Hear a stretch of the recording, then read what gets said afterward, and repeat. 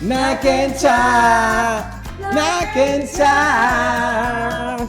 Καλώς ήρθατε σε ένα ακόμα επεισόδιο του Knock and Chat. Το podcast και βίντεο που γυρίζεται μέσα σε μια πιτσαρία. Οπότε ξέρετε ότι θα τα πούμε όλα όπως πρέπει. Το σημερινό επεισόδιο έχει θεματική Pride, αλλά δεν είμαστε κατά του Pride. Δεν είμαστε κατά του Pride, είμαστε το ακριβώς αντίθετο. Είμαστε κατά των ανθρώπων οι οποίοι ξυπνάνε και αντί να κοιτάξουν τη δουλειά τους, τους ενδιαφέρει τι κάνει ο άλλος στο κρεβάτι του, στην προσωπική του ζωή, χωρίς να ενοχλεί τον άλλον. Σημαντικό και αυτό να το πω. Εννοείται, βέβαια. Αρκεί να μην ενοχλούν. Ναι, παραβιάται. Βέβαια, μην ενοχλούν.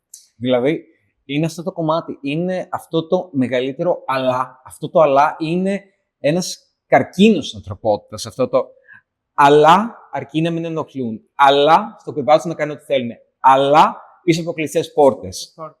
Αλλά, ναι, γενικά, να μην τους βλέπει ο κόσμος. Αυτό, δηλαδή. Να είναι κλειδωμένοι κάπου, ρε παιδί μου, γιατί είναι έτσι πολύ δημοκρατικό να λέμε για έναν άνθρωπο ότι δεν με ενδιαφέρει ποια είναι η σεξουαλικότητά σου ή η προτίμησή σου. Εμένα δεν θέλω να με ενοχλείς, αλλά εγώ, σαν straight, μπορώ να κάνω ό,τι θέλω. Εννοείται, γιατί ο μέσος straight. Αυτή είναι φυσιολογική, έτσι. Είναι φυσιολογική, αυτό. Εμείς είμαστε τα αποφθέγματα. Εμείς είμαστε γενικά ό,τι χειρότερο. Αλλά όπως είναι, εγώ δεν ζητάω πολλά. Και ποτέ δεν ζητάω πολλά. Όπως ακριβώς είναι φυσιολογικό για ένα straight ζευγάρι να βγει, να πιαστεί χέρι-χέρι, να φιληθεί με τον άνθρωπό του όταν έχει πάει έξω. Ναι, σε normal σημείο. Σε normal σημείο. Εντάξει, τώρα τα γλωσσόφυλλα, τι είσαι straight, τι είσαι gay, τι είσαι οτιδήποτε LGBTQ+. Καλά, δεν είναι ωραίο, δεν είναι ευγενικό τώρα. Αυτό δηλαδή, αν πας για ένα καφέ και είσαι καβαλείς τον άλλον, εντάξει. Get a room, είσαι straight, είσαι gay, είσαι οπουδήποτε στο φάσμα, δεν έχει σημασία λίγο. Εντάξει. Αλλά δεν ζητάω πολλά. Ζητάω απλά το να μπορώ να βγω με τον άνθρωπό μου έξω, να τον φιλήσω, να τον πιάσω από το χέρι, να περπατήσουμε μαζί και να μην χρειάζεται είτε να με κοιτάνε περίεργα, είτε να αγχώνομαι και να κοιτάω πίσω από το κεφάλι μου έτσι, τύπου μ' ακολουθούν, πού είμαι. Δηλαδή, το γεγονός ότι που η Αθήνα είναι μια σχετικά safe πόλη, σε σχέση με άλλες που έχω δει και εξωτερικό ή επαρχία στην Ελλάδα, είναι καλύτερα. Η επαρχία στην Ελλάδα, καλύτερα να πας, ξέρω εγώ. Άστρο. Η επαρχία στην Ελλάδα είναι επικίνδυνη. Αλλά είναι να δεις την Αρκουδότρυπα. Πολύ ωραία ταινία. Ρε μου, την έχουμε πάρα πολύ Αρκουδότρυπα. Πολύ ωραία ταινία και δείχνει πολύ έτσι τη βλαχιά την ελληνική. Όλο το ίδιο πρέπει να το πω. Θα ταιριάξει για μένα με την Πάτρα, να νιώσω τη βλαχιά. Θα μπορούσες. Θα τη νιώσω. Αλλά ρε παιδί, θέλω να βγω και να νιώσω ελεύθερος και άνθρωπος. Δηλαδή και στην Αθήνα που, αυτό να πω, που είναι σχετικά safe πόλη. Ναι. Δεν το νιώθω, δεν νιώθω την διάνεση παντού να κυκλοφορήσω. Δηλαδή μπορώ να περπατάω σε μια γειτονιά, να είμαι, ξέρω εγώ, Σύνταγμα, να περπατάω κάτω στην μου, δεν έγινε τίποτα. Και μετά ξαφνικά να βγω σε ένα παράδρομο, να κινηθώ λίγο, να φύγω από το Σύνταγμα πλάκα, να βγω προς Ομόνια, δεν ξέρω κι εγώ τι. Και ξαφνικά να αρχίζω λίγο να μαζεύομαι και να μου σπάσει. Και για να μην ξεχάσουμε κιόλας και τα σκηνικά που είχαν γίνει τον τελευταίο καιρό με την κοπέλα της στην Ικαλοθέα του Τρανς, την οποία παιδιά όχι απλά τη γιουχάρανε, την πατήσανε με αυτοκίνητο, τη χτυπήσανε. Και ευτυχώς τους βρήκανε και έχουν κακουργήματα. Δηλαδή και ευτυχώς πλέον υπάρχει ένα νομοσχέδιο που σε περίπτωση βίας κάπως προστατεύει. Βέβαια δεν νομίζω ότι είναι τόσο πολύ. Όχι, αλλά τα ομοφοβικά, τα τρανσφοβικά, όλα αυτά που συμβαίνουν είναι ακραία στην κοινωνία μας. Δηλαδή, για μένα το θέμα είναι ότι έχεις όλα αυτά. Και δεν είναι μόνο τα γκέι άτομα, τώρα μιλάω εγώ σαν γκέι άντρας, αλλά τρανς άτομα. Αυτό που είπες, αυτή η τρανς κοπέλα και πόσα τρανς άτομα ζουν με έναν μόνιμο κίνδυνο και με ένα μόνιμο άγχος. Αν θα ξυπνήσουν την επόμενη μέρα, αν θα πλακώσουν στο ξύλο στον δρόμο. Επειδή απλά είναι κάτι διαφορετικό από αυτό που θεωρούν normal ο κόσμος, επειδή αυτό μας έχουν ορίσει ότι είναι και normal. Δεν σημαίνει ότι. Δηλαδή, ας πούμε, θυμάμαι στη Χαβάη, παλιά υπήρχαν τα 3 φύλλα, το ξέρετε. Ήταν το αρσενικό, θηλυκό και το ουδέτερο, το οποίο το πήραν οι Αμερικάνοι όταν πήγανε και την κατακτήσανε, επειδή δεν τους συμφέρε να υπάρχουν τα 3 φύλλα. Και τώρα έχουν το ξαναγυρνάνε. Σε πάρα πολλές εθνικότητες. Δηλαδή, ξέρω ότι οι ηθαγενείς Αμερικής τύπου Ινδιάνοι έχουν ένα 3ο φύλλο, δεν θυμάμαι πώς το λένε, το οποίο είναι στην ουσία το non-binary. Αλλά είναι αποδεκτό κανονικά από την κοινότητά τους. Και σε πάρα πολύ, δηλαδή και αυτό που στη Χαβάη και κάπου και σε πολλές περιοχές της Ασίας υπάρχει αυτό το πράγμα, το οποίο είναι αποδεκτό και πολλές γλώσσες είναι φτιαγμένες για αυτό. Ναι, είναι το. Και με το they, them.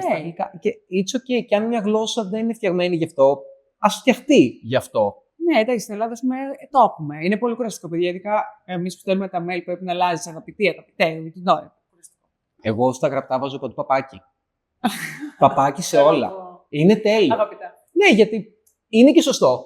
Ναι. Και επίσης, εμένα που είμαι και γνήσιος ορθόγραφος, παιδιά, αν δεν υπήρχε το ταφενιά, όπως το λέγαμε παλιά, το autocorrect που λέμε πλέον, τη γάμισα, παρένθεση, είμαι η κατηγορία ανθρώπου που αν δεν υπήρχε το autocorrect, σε όλα τα email, όταν θα έγραφα, αντί για να γράφω κάνω, επειδή ο τόνος είναι δίπλα στο λάμδα, έγραφα τι κλάνετε. Αυτό. Τέλος πάντων.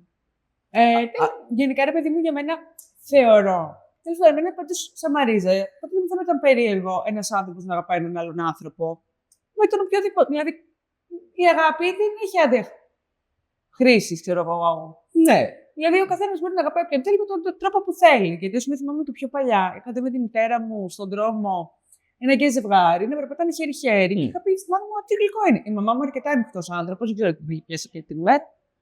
Και η γυναίκα μου λέει: εντάξει, μου λέει, δεν χρειάζεται να κάθεται και χέρι-χέρι. Και η γυναίκα τη κάνει: ναι, γιατί σε πειράζει αν δύο άνθρωποι που είναι μαζί κρατούνται χέρι-χέρι, δεν φασώνονται, ξέρω εγώ. Ναι. Αυτό που είπαμε πριν, έχει καβαλήσει ένα στον άλλον, κρατιόνται χέρι-χέρι και είναι ζευγάρι. Κοίτα, από μεγαλύτερη. Είναι πολύ γλυκό. Σίγουρα δέχομαι λίγο από άτομα μεγαλύτερη ηλικία, από τους γονείς μας, δηλαδή άνω των 60-70, επειδή δεν το έχουν ζήσει. Δηλαδή είναι και λίγο. Η μάνα μου έκανε παρέα με γκέι. Η μαμά μου είναι μουσικός. Καλέ, εμένα ο κομμωτής της μάνας μου στο γάμο της, ξέρεις ποιος ήτανε. Παίζει ένα πολύ διάσημο κομμωτή, που πλέον δεν δουλεύει σε κομμωτής. Ζω ένα δράμα. Ο Ζαχαράτος. Ο Ζαχαράτος είναι ο κομμωτής της μάνας μου στο γάμο της. Ό,τι καλύτερο, κολλητός της θείας μου τότε. Εμένα έκανε παρέα με το Φρέντι Καλομπράτσο, μάνα μου. Γι' αυτό μου φαίνεται περίεργο δηλαδή να κάθεται να μου λέει κάτι τέτοιο. Αλλά ρε παιδί μου, στην ουσία έχει να κάνει και με τα βιώματα. Δηλαδή δεν το είχαν ζήσει, δεν το ξέρανε. Ναι. Οπότε τους δίνει ένα ελαφρυντικό για το τότε. Για το τι γινόταν στα 90s, πώς το διαχειριζόντουσαν στα 90s. Γιατί είχε μια πολύ συγκεκριμένη απεικόνηση ενός γκέι ανθρώπου, ενός γκέι άντρα, μια ελάχιστη απεικόνηση μιας λεσβίας και μια ανύπαρκτη απεικόνηση ενός τρανς ατόμου με ένα φωτεινό παράδειγμα μόνο. Εκείνη την ελληνική σειρά. Σε παράδειγμα. Όχι, η απαράδεκτη ήταν τον γκέι χαρακτήρα. Ήταν μια ελληνική σειρά, νομίζω έπαιζε η Καβογιάννη μαζί με την ηθοποιό που έκανε σωστά από τα εγκλήματα, δεν θυμάμαι πώς τη λένε, που η ηθοποιός που έκανε σωστά από τα εγκλήματα ήταν και καλά ζευγάρι και ήταν άντρας και έκανε φιλομετάβαση σε γυναίκα. Υπάρχει αυτή η σειρά και έδειχνε τις σχέσεις τους μέσα από αυτό και ήταν μια πάρα πολύ ωραία απεικόνηση. Και δεν είναι καθόλου κοροϊδευτική απεικόνηση ενός τρανς ατόμου. Είναι ένα και μοναδικό φωτεινό παράδειγμα και μετά το χάος. Έτσι. Αλλά δεν είχαν. Βέβαια, αυτό είναι στο τότε. Στο τώρα έχεις άπειρη πληροφορία να τα βλέπεις. Είναι γύρω σου, είναι στην τηλεόραση και υπάρχει και πολύ καλύτερη απεικόνηση αυτού του πράγματος. Οπότε δεν δέχομαι. Δηλαδή, οριακά είμαι στη φάση που θέλω να το παίξω παιχνίδι. Τύπου, με τι θα έπρεπε να ασχολείσαι. Σίγουρα όχι με το τι κάνω στη ζωή μου. Αυτό. Δηλαδή, δεν θα με ρωτήσεις τι νούμερο παπούτσι φοράω. Δεν θα με ρωτήσεις τι νούμερο μπλουζάκι φοράω. Δεν θα με ρωτήσεις που πάω διακοπές, αν δεν με ξέρεις. Ναι. Γιατί να σε νοιάζει τι κάνω στο κρεβάτι μου. Αυτό. Και έχουμε ζήσει κιόλας κι εμείς και την εποχή που υπήρξαν κάποια άτομα τα οποία δεν μπορούσαν να κάνουν come out. Και κατάληγαν να παντρεύονται με το ζόρι, να κάνουν οικογένεια και όλα αυτά. Το οποίο είναι πάρα πολύ μεγάλη καταπίεση για έναν άνθρωπο. Όλη του τη ζωή. Στη ζωή σου, τελείως. Που ακόμη και σήμερα, δηλαδή, δυστυχώς έχω γνωρίσει άτομα στην ηλικία μας που κάναν come out και οι γονείς τους το διώξανε. Τα διώξανε στον δρόμο. Ναι. Δηλαδή, εγώ είμαι πάρα πολύ τυχερός, γιατί εγώ όταν έκανα το coming out μου, βρήκα απίστευτη αγάπη από παντού. Απίστευτη, δηλαδή και από γονείς και από φίλους, από όλους. Βρήκα απίστευτη υποστήριξη, οπότε είμαι ακραία τυχερός και το ξέρω ότι είμαι ακραία τυχερός για αυτό το πράγμα, αλλά δεν είναι όλοι έτσι. Και πολλοί έχουν πάρα πολλά προβλήματα με το πώς θα το αποδεχτούν οι γονείς σου. Καλά, εμένα ωριακά το αποδέχτηκε η γιαγιά μου. Αυτό είναι πολύ γλυκούλη. Γιατί δεν το έμαθε για μένα, αλλά τι έκανε. Η γιαγιά μου ήταν πάντα πάρα πολύ υπέρ των γκέι. Περίπου. Σε σημείο που τη φύλαγε μια γυναίκα που ήταν πάρα πολύ θρήσκα και βγαίνει κάποιος στα Όσκαρ, γκέι, και ευχαριστεί τον σύντροφό του. Ναι. Σε κάποια βραβεία πάνε χρόνια τώρα και ευχαριστεί τον σύντροφό του. Άντρας προς άντρα. Και γυρνάει αυτή που τη φύλαγε τύπου Και τώρα είναι πράγματα αυτά να τα δίνει στην τηλεόραση και τα βλέπει κόσμο, βλέπει παιδιά. Είναι επηρεάζει τα παιδιά μου, γιατί το παιδί μου θα γίνει και επειδή το βλέπει στην τηλεόραση. Και επειδή όντω το. Τέλος πάντων, ναι. Και ήταν η γιαγιά μου σε φάση. Σιγά, μωρή, τι σε πειράζει εσένα, αφού αυτόν αγαπάει, με αυτόν θα βγει. Τι σε νοιάζει. Τον δικό σου άδερφε να πάρει. Μπράβο. Ναι. Γιατί είναι και αυτό που είπε. Στην τελική, αυτό δηλαδή, άμα ήταν να βλέπαμε ό,τι γινόμασταν στην τηλεόραση, θα είχαμε γίνει. Καταρχάς θα είχα γίνει περίρωας. Θα είχα σίγουρα υπερδυνάμεις. Θα είχαμε γίνει παπακαλιάτες. Θα είχαμε γίνει παπακαλιάτες. Θα είχαμε γίνει σίγουρα σεφ, με τόσο Masterchef. Καλά. Θα μαγειρεύαμε τα πάντα. Θα είχαμε γίνει σίγουρα πλούσιες επειδή βλέπαμε Gossip Girl. Εννοείται. Γιατί άμα είναι να γίνει ό,τι βλέπει πραγματικά με τόσα reels από εκατομμυριούχους που έχω δει στο Instagram και στο TikTok, θα ήμουν σίγουρα εκατομμυριούχος. Λοιπόν, επίσης, γιατί εμείς σας το τάξαμε, αλλά δεν έχει τύχει να το κάνουμε ακόμα. Γιατί, όπως έχουμε πει, είμαστε σε πιτσαρία και συγκεκριμένα στο Knack and Snack. Οπότε, μια μικρή παρένθεση. Αυτή εδώ, το εδώ βασικά, είναι το πιάτο του μήνα. Τι λένε στατσιόνα. Είναι πενιρλί, το οποίο έχει μέσα μπουράτα, προσούτο, κομπόστα ροδάκινο και μέλι. Οπότε, όσο η Μαρίζα θα συνεχίσει αυτό που ήθελε να πει, και ας δώσω προτεραιότητα για να μιλήσει ελεύθερα. Θα αρχίσω να τρώω εγώ. Εμένα, ρε παιδί μου, πάντως, μου φαίνεται πολύ άσχημο το ότι πλέον, εκεί που είχαμε αρχίσει λίγο έτσι να είμαστε λίγο πιο open-minded, πιο ανοιχτοί να δεχόμαστε και λίγο τους ανθρώπους open-minded στο θέμα της σεξουαλικότητας, έχουμε αρχίσει πάλι και γυρνάμε λίγο προς το πίσω, πέρα από αυτό που είπαμε. Δηλαδή, εμένα με ενόχλησε πάρα πολύ αυτό που έκανε η στάση ΑΕ, το μετρό δηλαδή, το οποίο, παιδιά, θεώρησε πάρα πολύ λογικό να μην βάλει φέτος την αφίσα του Pride για να το διαφημίσει, το μετρό, που έχουν τόσο τουρίστες κλπ. Επίσης, 10 χρόνια είναι η αφίσα στο μετρό. Ναι, 10 χρόνια. Η οποία πριν λίγα χρόνια είχε πάλι το κατά των εκτρώσεων, συγγνώμη. Μπράβο, κατά το 20 νομίζω. Το 20. Ήταν δηλαδή λογικό να μπει το κατά των εκτρώσεων σε μια προοδευτική σχετικά χώρα. Τα καλά της Αμερικής, όπως μας έρχονται, πακετάκια. Ναι, ρε παιδιά, μπρος για πίσω δηλαδή. Τέλος πάντων, οπότε, τι ξέρω, εγώ θλίβομαι, γιατί θεωρώ ότι η διαφορετικότητα σε όλο το φάσμα, δηλαδή αν εμένα μου αρέσει το μαύρο, εσένα σ' αρέσει το ροζ, εμένα μου αρέσει το πορτοκαλί. Η διαφορετικότητα είναι που μας κάνει όλους κάτι ωραίο. Αν ήμασταν όλοι ίδιοι, θα ήταν βαρετό. Θα ήταν ακραία βαρετό. Απλά δούμε ότι αυτή η διαφορετικότητα για κάποιο λόγο εξακολουθεί και είναι στόχος. Αυτό. Γιατί είναι εύκολος στόχος. Είναι εύκολος στόχος. Σημαίνει ότι υπάρχει κόσμος ο οποίος αυτό το πράγμα. Ό,τι είναι διαφορετικό δεν το δέχομαι. Πρέπει να είστε σαν και εμένα. Τι είναι το σαν και εμένα, ένας μπουρτζόβλαχος, μια μπουρτζοβλαχού, δεν ξέρω και εγώ τι, που μόνο πατρίς, θρησκεία, οικογένεια και δεν υπάρχει τίποτα άλλο. Όχι, υπάρχουν τα γκέι άτομα, τα λεσβίες, τα trans άτομα, τα non-binary άτομα, όλο το φάσμα. Υπάρχουν οικογένειες με δύο άντρες μπαμπάδες, με δύο μαμάδες, με μία μπαμπά, με ένα μπαμπά, υπάρχουν όλα. Αλλά έτσι ξανακούσω. Δεν είναι φυσιολογικό το να είναι ένα παιδί με δύο μπαμπάδες και δύο μαμάδες. Αυτό. Και ότι δεν είναι πρότυπο. Πόσα παιδιά έχουν μεγαλώσει μόνο με μάνα, γιατί ο πατέρας είναι στη φυλακή. Πόσα παιδιά έχουν μεγαλώσει με πατέρα, επειδή μπορεί η μητέρα να έχει πεθάνει, μπορεί να έχει φύγει, οτιδήποτε.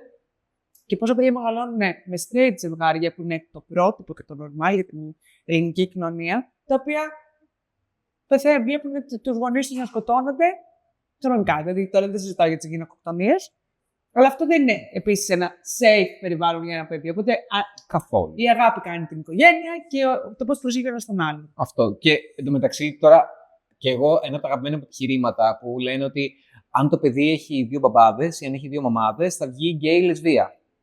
Εγώ είμαι γκέι, είχα ένα μπαμπά και μία μαμά. Και έχω ακόμα. Γιατί εγώ δεν βγήκα straight, που είχα straight γονείς. Δηλαδή, αυτή είναι η νοοτροπία. Ότι άμα βλέπω γκέι ή αν είναι οι γονείς μου γκέι, θα βγω και εγώ γκέι. Άμα ήταν έτσι, θα έπρεπε να έχουμε μόνο straight. Γενικά, παιδιά, το sexual orientation είναι κάτι με το οποίο γεννιέσαι. Ναι. Είναι αυτό που σου αρέσει. Δεν είναι επιλογή. Δεν επέλεξα να. Και το ξαναλέω ότι. Εγώ την επιλογή δεν θα πήγαινα με άντρες, ας πούμε, με τίποτα. Επίσης, είναι πάρα πολλοί κόσμος ο οποίος δεν επέλεξε να τον πλακώνουν στο ξύλο. Ναι. Δεν επέλεξε να τρώει bullying στο σχολείο. Δεν επέλεξε να τον σκοτώσουν επειδή είναι γκέι ή οτιδήποτε. Κανείς δεν το επέλεξε. Δεν υπάρχει κανείς ο οποίος επιλέγει το ποιον θα αγαπήσει, το ποιο φίλο θα αγαπήσει, ποιο φίλο του αρέσει. Είναι η φύση. Είναι αυτή η κατάσταση. Είναι το ίδιο πράγμα με τη σεξουαλικότητα ή το ίδιο πράγμα με το φίλο. Δεν είναι μια επιλογή. Και εμένα αυτό που δεν. Δηλαδή, ξέρεις, γιατί λέμε πολύ γιατί να γίνει Pride, το Anti-Pride, το Pride που είχε βγει περίφατο, το Straight Pride. Το Straight Pride. Guys, η έννοια του ντελούλου. Το Straight Pride γιατί δεν γίνεται? Δεν έχετε δικαιώματα, δεν μπορείτε να παντρευτείτε, δεν μπορείτε να κυκλοφορήσετε ελεύθερα. Υπάρχει περίπτωση να σας σκοτώσουν. Ο λόγος που γίνεται αυτό, το Pride, ήταν για να αρχίσει να υπάρχει ένα awareness ότι υπάρχουν και αυτοί οι άνθρωποι, οι οποίοι είναι normal να έχουν μια άλλη σεξουαλικότητα. Από αυτή που θεωρούμε normal η κοινωνία μας. Έχει βασικά κάνει να θεωρούμε normal. Οπότε, straight pride, ρε ηλίθιοι. Sorry, δεν μπορώ. Όχι, ρε ηλίθιοι, δεν πειράζει. Με φτάνει στα όρια μου, δηλαδή δεν το είχα δει. Και δηλαδή, ας πούμε, τώρα που έχει βγει το σύμφωνο, ότι μπορούν να παντρεύονται πλέον. Υπήρχαν περιπτώσεις που υπήρχαν ομόφυλα ζευγάρια, τα οποία, ας πούμε, επειδή αν ο άλλος είναι στο νοσοκομείο σε άρρωστη κατάσταση, πάει να πεθάνει οτιδήποτε, δεν μπορεί όλος να μπει επειδή είναι ένας γνωστός του, γιατί δεν υπάρχει το πλαίσιο της οικογένειας. Ήταν στους αυτούς λόγους που παντρευτήκαμε με τον Χρήστο. Αυτό. Το είχαμε πει χρόνια, αλλά ένας από τους λόγους που σκεφτόμασταν και το βάλαμε και πολύ μπροστά, και τότε όλοι ήμασταν και είμαστε full παντρεμένοι. Δηλαδή είναι αυτό που ζούσαμε κλασική ζωή. Έχω πάει. Ήταν πολύ ωραίος γάμος. Εμείς πάντα ζούσαμε σαν παντρεμένο, είχαμε πολύ κλασικό, αλλά ήταν για αυτή τη νομική κάλυψη. Οι γονείς του Χρήστου μένουν μία ώρα, μία μισή έξω από την Αθήνα, ήδη εκείνο στην Πάτρα, μία κάτι να γίνει. Σε ποιον θα πας? Ναι. Από το θέμα ότι όσο δεν έχουμε τα ίσα δικαιώματα, όσο υπάρχει επικινδυνότητα, όσο δεν μας αναγνωρίζουν, δεν μας γνωρίζουν κάτι διαφορετικό, υπάρχει ανάγκη για pride. Αυτός ο σκοπός είναι αυτές οι μειονότητες που είναι σε μια επικίνδυνη κατάσταση να μπορούν να φανούν προς τα έξω, να φανεί αυτή η ανάγκη. Και γι' αυτό είναι και έτσι χαρούμενο, γιατί είναι celebration. Στην ταυτότητά του. Αλλιώς, άμα είναι, όπως άκουσα μια πάρα πολύ ωραία τάκα που μου είπε ο Χρήστος, να κάνουμε και ένα συσίτιο για τους εκατομμυριούχους που το έχουν ανάγκη. Έτσι. Να πάμε και έτσι, να πάμε σε ένα γιότ όσους έχουν καράβια πολλά, να κάνουμε μια πομπή με γιότ για αυτούς που έχουν καράβια. Εμένα επίσης μου φαίνεται πάρα πολύ αστείο και αυτό με τα χρώματα που λέμε ότι είσαι άντρας, δεν θα βάλεις ροζ, είσαι γυναίκα, δεν θα βάλεις μπλε. Ναι. Για να σας πω κάτι σοκαριστικό. Το ροζ ήταν αντρικό χρώμα. Μετά το δεύτερο παγκόσμιο έγινε. Αλήθεια. Ναι, μετά το δεύτερο παγκόσμιο έγινε γυναικείο χρώμα και κυρίως επειδή και η Τζάκη Κέννεντι είχε βάλει ένα. Πώς το λένε, σακάκι ροζ. Okay. Και επίσης το μπλε θεωρούταν πιο πολύ γυναικείο γιατί μοιάζει με το μπλε που φοράει ο Παρθένος Μαρή. Φάτε το. Επειδή και όλο το ροζ είναι και μια απόχρωση πιο ανοιχτή του κόκκινου. Επειδή το κόκκινο είναι το χρώμα της ερηνοπότητας και του πολέμου, ρε παιδί μου, του ξέρεις. Οπότε σου λέει. Η κόκκινη κάπα, ο Σούπερμαν. Και όντως να ξέρετε, μετά το δεύτερο παγκόσμιο άλλαξε, δηλαδή πριν ήταν έτσι. Και γενικά ο καθένας μπορεί να φοράει ό,τι θέλει σε χρώμα. Δηλαδή. Αυτό είναι που έχω γελάσει πάρα πολύ. Που έχω πάει σε gender reveal party. Άλλη συζήτηση, αλλά πολύ σχετική με αυτό, ρε παιδί μου. Gender reveal party, εγώ προσωπικά της άποψης. Το gender δεν μπορείς να το ξέρεις, το gender θα φανεί στην πορεία. Δεν μπορεί. Αυτό είναι το πιο ηλίθιο πράγμα που ας πούμε ότι είναι το social. Το assign female at birth, assign male at birth. Και λόγω ότι ήταν κλασικό gender reveal party, ήταν όλα ροζ και γαλάζια. Ωραία. Αλλά είχαν διαλέξει αυτήν την ωραία απόχρωση, την παστέλ, τη ροζ και την γαλάζια. Είχαν βάλει ροζ, γαλάζιο, λευκό. Baby blue, baby pink. Και είχε και white. Και είμαστε τώρα με μία φίλη μου από δίπλα και απλά συνειδητοποιούμε ταυτόχρονα ότι όπως τα έχει βάλει, λέω, ξέρεις ότι έχει βάλει τη σειρά των χρωμάτων και είναι τα χρώματα της τρανς σημαίας, έτσι. Και είναι όλο και ξαφνικά βλέπω ότι το gender reveal party έχει γίνει trans party στην ουσία, γιατί είναι όλα τα χρώματα της τρανς σημαίας αυτή η σωστή εναλλαγή, το ροζ, λευκό, γαλάζιο. Και ξαφνικά πέρασα πάρα πολύ πιο ωραία σε εκείνο το πάρτι. Εκείνο που τσίλεις πρέπει να ξέρεις τι έχεις κάνει. Ναι, μήπως. Και άτομα. Καλά, εσύ είσαι από τους τυχερούς που έχεις κάνει come out. Εγώ, ας πούμε, έχω δει άτομα τα οποία ήταν τυχερά, οι γονείς του ήταν οκ, εντάξει, προφανώς. Πάντα πιστεύανε ότι θα γυρίσει το παιδί. Καλά, ναι, εντάξει. Λες και έχει πάρει, ξέρω εγώ, από τον δρόμο. Αλλά μου έχει τύχει σε πολύ κοντινό μου άτομο που έχει κάνει come out στους γονείς του πολύ δυσκολία να παιδιά η μητέρα του, να πηγαίνει να του βάζει κάθε βράδυ εικόνα της Παναγίας. Να το γιατρέψει Παναγία. Ωραία. Δηλαδή, σκέψου λίγο τι περνάνε και αυτοί. Αυτά εντωμεταξύ τα ακούς από ταινίες. Περνάτε εσείς οι άνθρωποι, βασικά. Τύπου τα conversion camps που έχουν στην Αμερική που λένε και καλά, όταν να βρεις τον δρόμο του Θεού. Ο Θεός θα σε γυρίσει πίσω. Ο Θεός που υποτίθεται μεταξύ για όσους πιστεύουν ότι τους αγαπάει όλους. Όλους. Έτσι. Και τους διαφορετικούς ιδιαίτερα. Ότι θα πάω εγώ σε μια τύπου κατασκήνωση και θα έρθει κάποιος με το λόγο του Θεού να μου τα αλλάξει αυτό. Ότι εγώ μετά δεν θα θέλω άντρες. Όχι. Εγώ μετά θα βρω μια καλή νοικοκυρά να παντρευτώ να κάνω παιδιά. Αυτό. Σίγουρο. Γκαραντί, εγγύηση. Ναι, σίγουρα. Δεν ξέρω. Εμένα ποτέ. Δηλαδή, πώς να το πω. Όσες φορές έχω κάτσει και έχω μιλήσει με ανθρώπους για αυτό το πράγμα και μου τσινάνε, μου λένε δεν είναι normal και εντάξει, και ο πούστης, η λεσβία, ο έτσι, η κακιά πούστρα. Πολύ στάνταρ. Και τους έχω πει, γιατί δεν σου φαίνεται περίεργο. Δεν μου έχουν δώσει ποτέ, ξέρεις, actual βάση και ξέρεις να πεις ότι ναι, έχεις δίκιο εσύ. Έχεις δίκιο. Κοίτα, έχω τύχει ευτυχώς να γνωρίσω ανθρώπους, γιατί υπάρχουν και αυτοί, γιατί υπάρχουν άνθρωποι αυτοί που δεν ξέρουν και δεν θέλουν να μάθουν. Απλά μυθούν. Όχι. Μυθούν. Αυτό, μυθούν. Απλά μισούν τον κόσμο. Απλά μισούν τους πάντες. Αυτό. Ναι, έτσι. Καλά, αυτοί γενικά είναι κρίμα τους, μάλλον γι' αυτό έχουν μείνει και μόνοι τους. Κρίμα γενικά. Δηλαδή, εκείνη που λες πρέπει να καθίσει λίγο το gene pool. Δηλαδή, κάπου λίγο η εξελικτική πορεία να κάνει δουλίτσα. Ευτυχώς όμως έχω γνωρίσει και ανθρώπους που δεν ξέρουν, αλλά είναι δεδομένοι να μάθουν. Αυτό είναι, ναι. Που είναι το ωραίο, δηλαδή, και οι γονείς μου ήταν πάρα πολύ σε αυτή τη φάση, γιατί δεν ξέρουν πάρα πολλά, αλλά θέλουν να μάθουν. Έχω πεθάνει στα γέλια με συνάδελφο στην πρώτη μου δουλειά, γιατί εγώ από πολύ μικρός ήμουν σε φάση ότι δεν θα παίξω ούτε με αντωνυμίες ούτε τίποτα. Η σχέση μου, όχι. Το αγόρι μου. Και έχω ανεβάσει τώρα μια φωτογραφία με τον Χρήστο στο Instagram. Ότι είχαμε ξεκινήσει να βγαίνουμε. Και είναι μια συνάδελφος που δεν ήξερε τίποτα, δεν μιλούσαμε και πάρα πολύ και γυρνάει και βλέπει το Instagram και μου λέει: Ρε, να σου πω, επειδή έχετε εσύ, κοιτάς κάτι pancakes. Λέω: Ναι. Αυτός που είναι δίπλα σου κοιτάζει εσένα όπως κοιτάζει εσύ τα pancakes. Ναι, πες, με το pancake του. Ναι, της λέω το καλό που του θέλω να με κοιτάει όπως κοιτάζω εγώ τα pancakes. Λέω, θα έχουμε κακά ξεμπερδεύει. Είστε ζευγάρι. Ναι, της λέω. Αχ, τι γλυκό, μου λέει. Δεν το είχα καταλάβει. Δεν σου φαίνεται. Αυτό το δεν σου φαίνεται εντωμεταξύ είναι το πολύ κλασικό. Ό,τι χειρότερο. Ναι. Είσαι πολλές λεσβίες που είναι πιο έτσι φιλιπρεπείς, γιατί είχαμε στην Ελλάδα την εικόνα ότι η λεσβία είναι.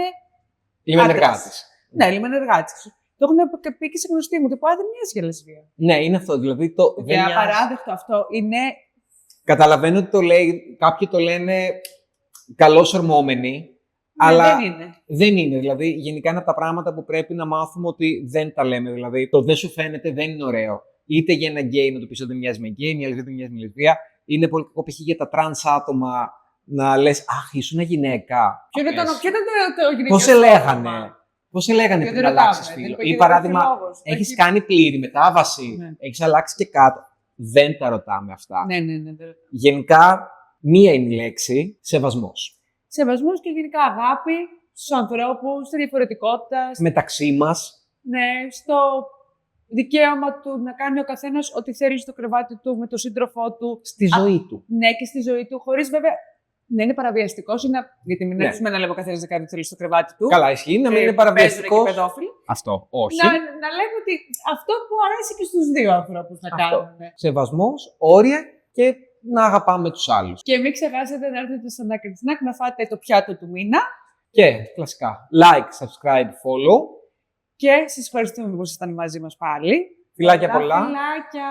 Πάμε να φάμε την πίτσα εμείς. Bye.